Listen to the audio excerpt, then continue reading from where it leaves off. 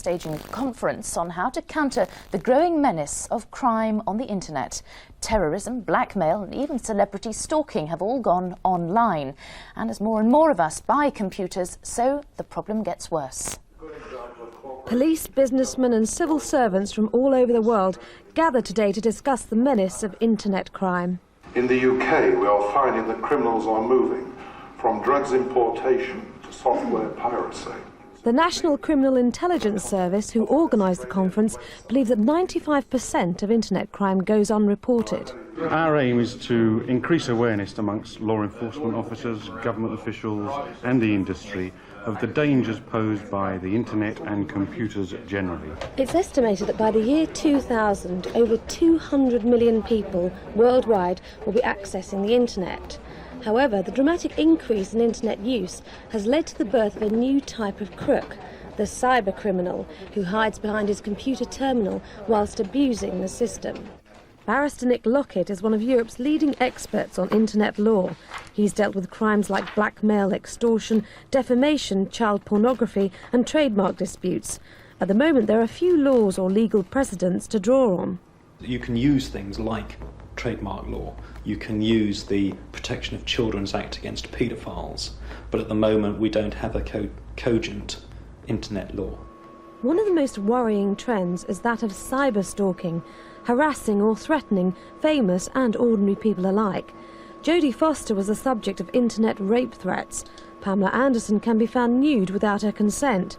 And recently, hypnotist Paul McKenna has been forced to take legal action to protect his reputation after an incident on the net. When somebody says something that's very malicious and deliberately it's been said to hurt me and my reputation, I think it's important to defend that.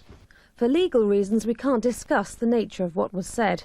But for well-known figures, the internet is just another thing to be wary of. There are many wonderful things about the internet, and most of the time people are using that positively. However, there are some people who are using it negatively. Copyright is another internet nightmare. Top band Oasis are threatening to sue fans over unauthorised websites which use pictures and clips of the songs owned by the band.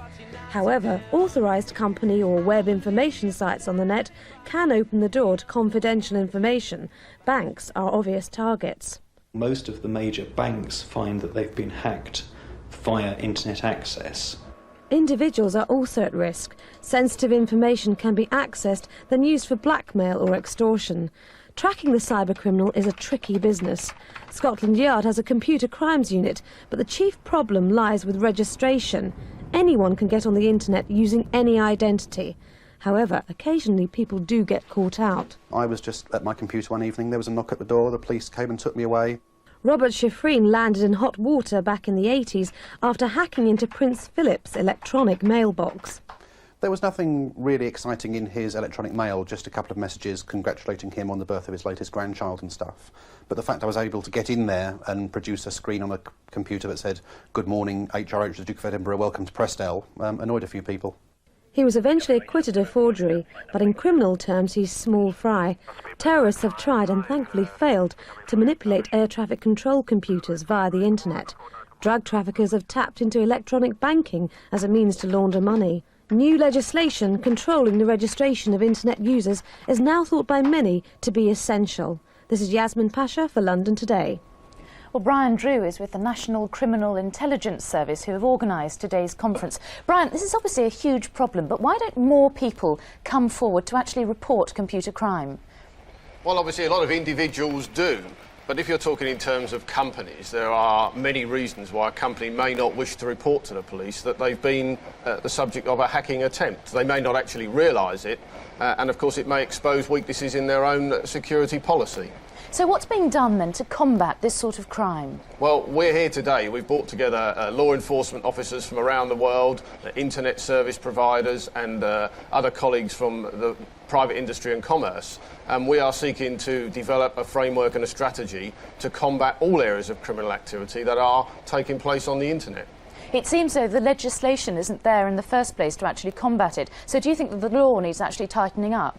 Well, there is legislation to deal with a number of offences that do take place on the internet, and where we define that there may be weaknesses, we will then be working with the government and other colleagues to try and highlight that and to make recommendations. But I suppose by its very nature, an internet criminal is very difficult to trace, isn't he or she? Well, exactly. You can have the offender in one country, the victim in another, and the actual offence taking place in cyberspace. And again, these are issues that we will be debating extensively over the next 2 days. All right, thank you very much indeed, Brian Drew. Well, coming soon, the first-time film director with $75 million to spend. But first, let's go over to Kate Hart.